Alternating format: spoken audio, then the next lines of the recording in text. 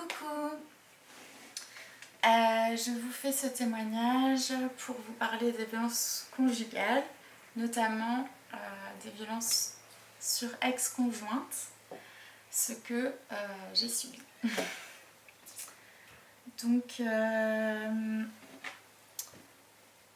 vers 2011, j'ai rencontré mon ex-petite amie à la fac.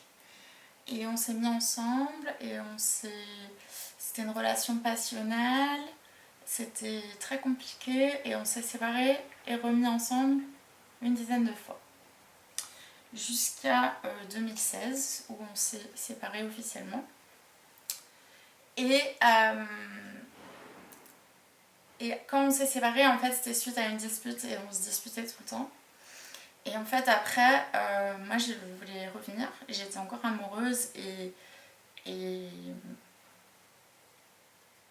bah, lui, il a décidé que suite à cette dispute, c'était mort. Et donc, il m'a plus parlé pendant 2 ans. J'ai essayé de l'appeler de temps en temps. Je l'ai pas harcelé non plus, mais j'ai essayé de le contacter de temps en temps. Il voulait absolument pas entendre parler de moi. Jusqu'au jour où, d'un coup, 2 ans après, il voulait me revoir. Donc, du coup, ça c'est en 2018 et on s'est vu plusieurs fois. D'abord dans un café, ensuite chez moi, et on a eu des rapports consentis mais très étranges où il était très froid, il voulait coucher avec moi sans m'embrasser. Il était très étrange et c'était déjà, ça commençait à être violent et glauque. Et puis on se voyait pas souvent, là on a dû se voir 2 ou 3 fois, mais sur plusieurs mois. Et un jour en 2018, je suis rentrée de mon tournage en Iran et il est venu chez moi. Et je lui ai raconté un peu mon tournage. J'avais ma caméra avec moi. Je pense qu'il a fait une manip sur ma caméra pour supprimer toutes les photos. Alors, il a laissé tous les fichiers vidéo, mais tous les fichiers photos, elles ont disparu. Et apparemment, il était un petit peu jaloux de mon projet en Iran. Et du coup, moi, j'étais très fragile parce que mon grand-père venait de décéder alors que j'étais en Iran et ça a été dur pour moi de rater l'enterrement. Et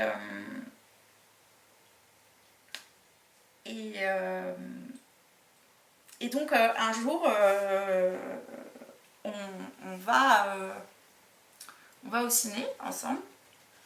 Et il arrêtait pas de me dire des trucs du genre pour me faire comprendre qu'on se remettrait pas ensemble. Et moi, j'arrêtais pas de pleurer en fait. Je me sentais mal parce qu'il me traitait mal et j'étais dépendante de lui et c'était dingue.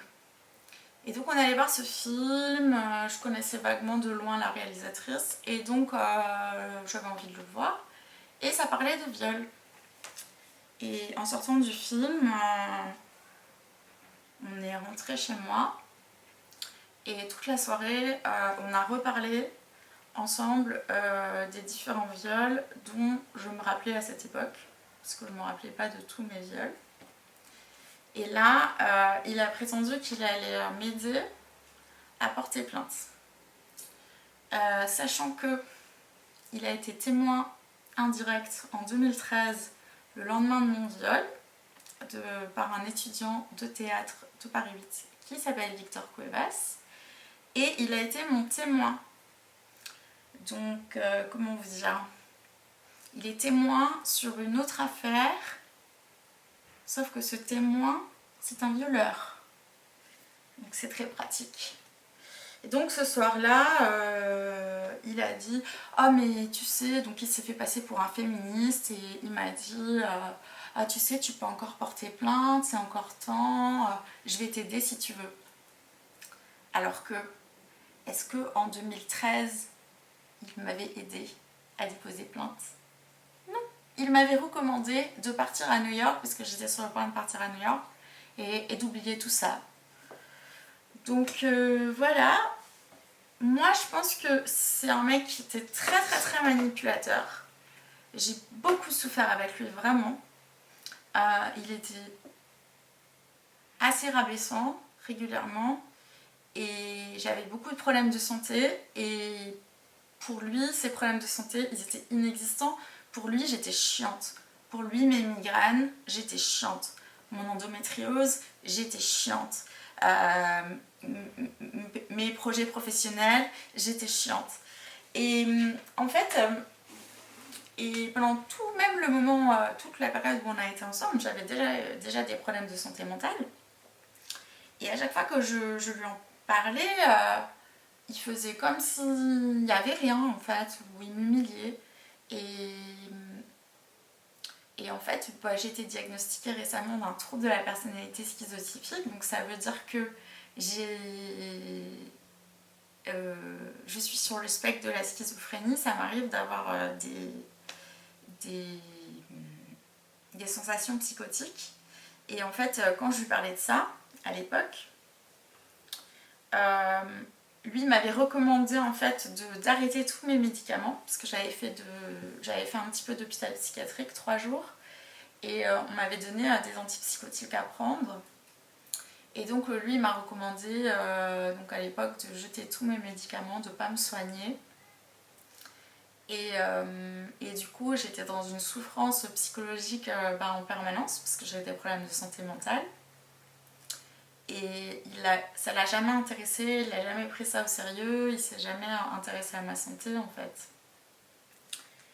Et donc, ce soir-là,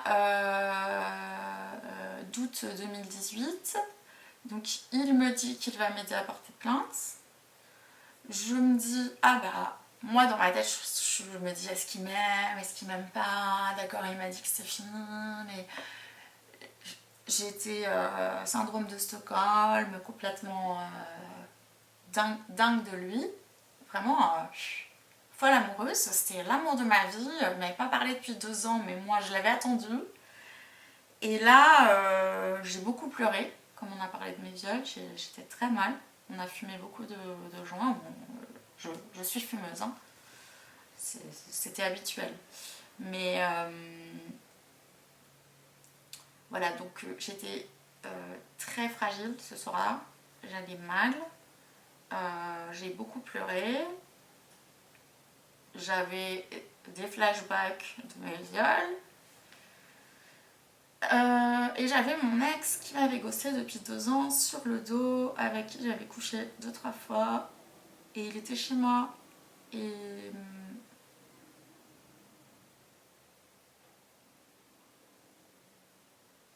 en fait, comme il savait que j'avais été violée plusieurs fois et que j'avais pas porté plainte, et ben il s'est dit que je porterais pas plainte non plus contre lui. Voilà, donc dans la même soirée où j'étais très mal, où j'ai beaucoup pleuré, où j'ai fumé beaucoup d'herbe, il m'a dit qu'il m'aiderait à porter plainte. Et il m'a aussi parlé de son expérience de Vipassana, sachant que moi c'était un de mes rêves de faire un Vipassana depuis genre des années. Et je voyais bien qu'avec mes problèmes de santé mentale, c'était pas accessible pour moi. D'ailleurs, Vipassana, c'est pas recommandé pour les personnes qui ont des problèmes de santé mentale. Et donc il m'a raconté tout son Vipassana, comme quoi, voilà, il est devenu, je sais pas, plus spirituel, il est plus évolué et tout. Tout ça pour me violer. Voilà, ici, sur mon canapé lit. Et en fait, je m'étais mise près de lui en espérant avoir un câlin parce que j'essaie. Enfin, un câlin, pas sous-entendu du sexe, vraiment juste de la tendresse, parce que je me sentais vraiment très très mal. Et il a fait exprès de ne pas me donner de tendresse et de me sauter dessus comme un animal. Et en fait, j'étais tétanisée.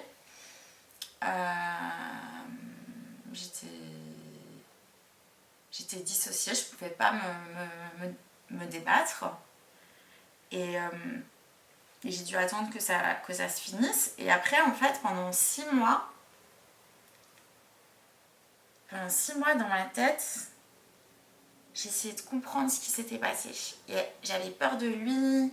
Je lui avais raconté que je partais en Inde, ce qui était prévu d'ailleurs, mais ce qui a été annulé. Donc je disais, ah mais de toute façon, moi je serai plus là, je serai en Inde.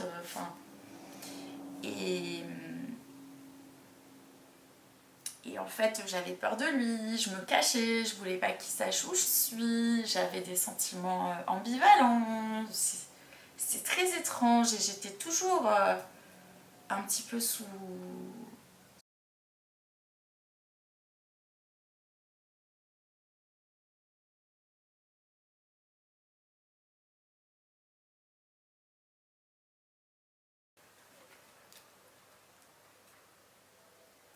Bon, ça a coupé. Je reprends là où ça a coupé. C'est dommage parce que j'avais fini et j'avais vraiment bien parlé. Donc en 2018, j'étais en train d'expliquer que j'ai mis, après le viol, j'ai mis plusieurs mois, au moins 6 mois avant de dire vraiment clairement dans ma tête qu'il m'avait violée. J'avais une dissociation, j'étais pas au clair dans mes esprits, j'étais très embrouillée par mes sentiments et par mes souffrances parce que j'avais beaucoup de problèmes de santé avec l'endométriose, avec mon stress post-traumatique et mon trouble de la personnalité schizotypique. Et donc tout ça c'était pas soigné, hein. Toutes mes maladies, j'avais aucun traitement, j'avais même pas de diagnostic. Donc je peux vous dire, j'étais dans une difficulté psychologique vraiment très forte. Et donc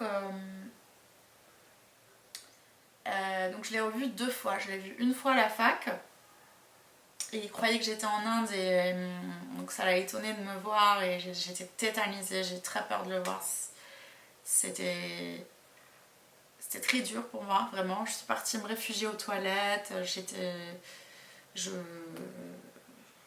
j'avais peur, mais j'avais pas encore dit qu'il m'avait violée, donc j'avais peur de quoi, je sais pas vraiment. Mais ça commençait à devenir plus clair. Et puis une deuxième fois où je l'ai vu, je lui avais donné rendez-vous dans un café et il espérait de pouvoir tirer son coup. Et en fait, il est venu, il m'a dit tout de suite un truc sexuel. Qui m'a dit pourquoi t'enlèves pas ton manteau, t'es toute nue en dessous, un truc comme ça. Après il m'a raconté ses histoires sur son documentaire, ses potes qui sont en prison, qui font des pizzas, je sais pas quoi. Et je le regarde comme ça et d'un coup, j'étais forte, d'un coup, comme ça. Et je le regarde dans les yeux et je lui dis t'as pas honte de ce que tu m'as fait ce soir-là ?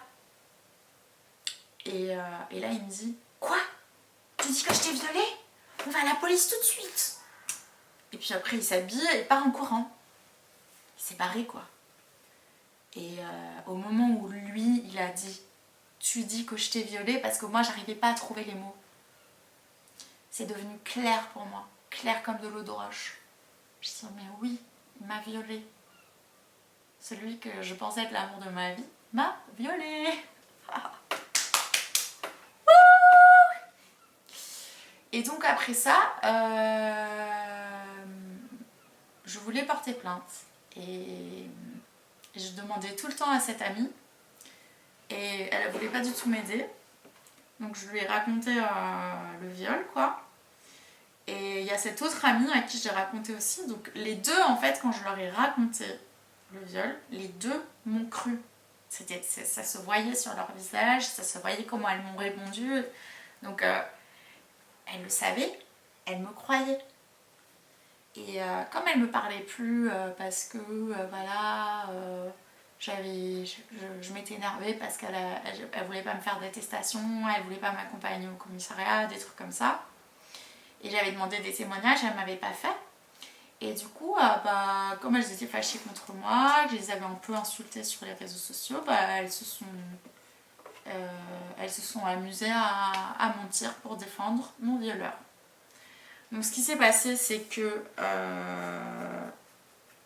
j'ai porté plainte en janvier 2021. C'était la plainte qui a été la plus dure pour moi à faire parce que j'ai déposé plusieurs plaintes pour viol. Et comme lui, j'avais été amoureuse de lui, j'avais été beaucoup manipulée sous emprise. Voilà, c'était vraiment le plus dur. Donc c'est la dernière plainte que j'ai déposée. Vraiment, j'ai mis très très très longtemps. C'était très dur. Et donc ce qui s'est passé, donc ils ont pris ma plainte à Gambetta, ils l'ont envoyée à la police judiciaire du 12e. La police judiciaire du 12e m'a auditionné pendant 2, 3, 4 heures, etc. J'ai tout expliqué. Et suite à ça, ils ont commencé leur enquête. Et là, ce qu'ils ont fait, en fait, c'est qu'ils ont d'abord auditionné, parce que moi, j'ai dit la vérité. J'ai dit que j'en ai parlé à tel ami et tel ami. Donc, elles sont témoins indirects, elles sont mes confidentes. Et je me suis dit, même si on est fâchés, elles vont pas mentir à la police. Enfin, je veux dire, si elles sont féministes et elles veulent pas qu'il y ait un violeur en liberté. Enfin, si.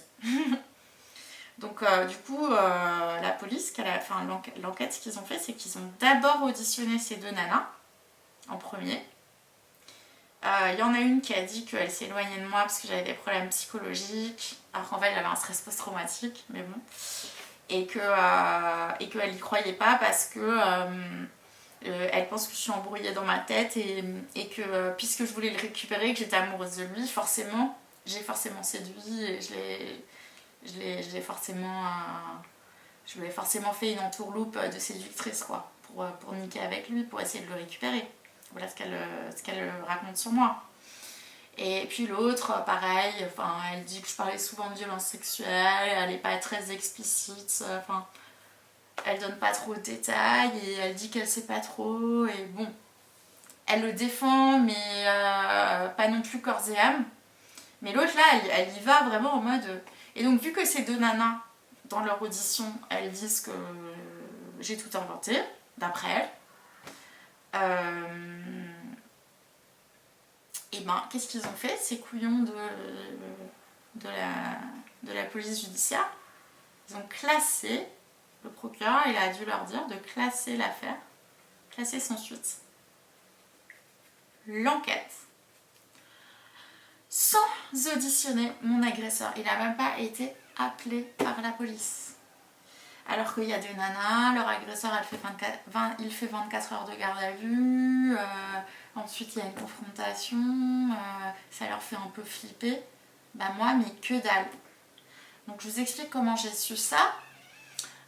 Donc quelques mois après janvier 2021, ma plainte est classée sans suite, donc je reçois un courrier dans ma boîte aux lettres, c'est toujours un moment très agréable. Et suite à ça, je décide de faire une lettre au tribunal pour demander de récupérer tout le dossier de l'enquête. Donc j'ai fait ça, j'ai attendu 7 mois et ils m'ont envoyé le dossier de l'enquête. Je reçois le dossier de l'enquête, je commence à regarder. Donc il y a mon procès verbal, ensuite il y a le procès verbal des 2 nanas qui mentent pour le protéger. Et ensuite, il est censé avoir l'audition de mon violeur, sachant que sur la première page, il y a marqué « Nous avons auditionné monsieur Amin Kouti, nanana. » Et suite à ça, nous avons classé. Et sauf que dans le dossier, il n'y a pas d'audition. Donc là, j'étais en train de me dire, mais est-ce que le tribunal m'a envoyé une enquête en enlevant des morceaux de l'enquête, ou est-ce qu'ils se sont même pas fait chier à auditionner mon violeur? Et du coup, je suis allée voir une avocate qui a participé à MeToo Théâtre et qui a l'air vraiment bien. Et je lui ai expliqué tout ça. Et du coup, elle a accepté de m'aider. Je lui ai montré l'enquête, je lui ai dit que je comprenais pas trop, que j'ai l'impression qu'ils ont oublié de me donner de donner l'audition de mon agresseur. Et elle me dit que d'après ce qu'elle voit du dossier, déjà c'est une erreur de procédure. Et elle me dit que sûrement ils l'ont pas auditionné. Et là je me dis, mais what? J'avais même pas pensé en fait qu'ils l'aient pas auditionné. Je me suis dit, ils l'ont auditionné et ils ont fait exprès ou oublié de me mettre cette partie dans le dossier. Et bon, du coup, l'avocate m'a proposé que je me constitue partie civile. Enfin, c'est moi qui lui ai demandé son aide pour ça. Et comme je suis pauvre, j'ai fait tout un dossier pour l'aide juridictionnelle et j'ai attendu aussi un petit peu. Et l'aide juridictionnelle totale m'a été accordée. Donc, du coup, j'ai de la chance parce que j'ai une avocate compétente. Et je vais pas payer mes frais de justice parce que c'est quand même très cher pour les personnes qui n'ont pas le droit à l'aide juridictionnelle. Et du coup, on a fait ça il y a quelque temps déjà avec l'avocate. La constitution, elle a été faite dans les normes. Et du coup, normalement, suite à la constitution de partie civile, ils doivent rouvrir une enquête et il devrait y avoir un procès. Et ma foi, j'attends. La police ne m'a pas contactée, il ne se passe rien. Voilà. Et donc, comme j'ai plusieurs agresseurs, j'ai décidé pour la constitution de partie civile de me focaliser sur cet agresseur-là, mon ex, parce que c'est la personne qui m'a fait le plus de mal, qu'il était très manipulateur, que limite psychopathe, et je pense qu'il avait vraiment une conscience très accrue de ce qu'il faisait. Et il me connaissait bien, il était très doué pour me manipuler. Et voilà, et du coup, c'est mon histoire. Le 1er septembre 2020, parce que je sais pas si j'ai dit ça. Je sais pas si j'ai raconté, mais le 1er septembre 2020, il m'a envoyé un message parce que j'avais demandé à un ami en commun son adresse pour porter plainte contre lui, parce que je savais pas trop comment on faisait. Et du coup, ce mec, il s'est empressé de lui répéter, donc il est venu m'envoyer un message pour me faire du mansplaining, m'expliquer comment porter plainte et me donner les informations sur lui que j'avais déjà, genre je m'appelle Amine Kouti, je suis née telle date et ça c'est mon numéro. Et il m'a dit à bientôt devant la justice. J'attends ce jour.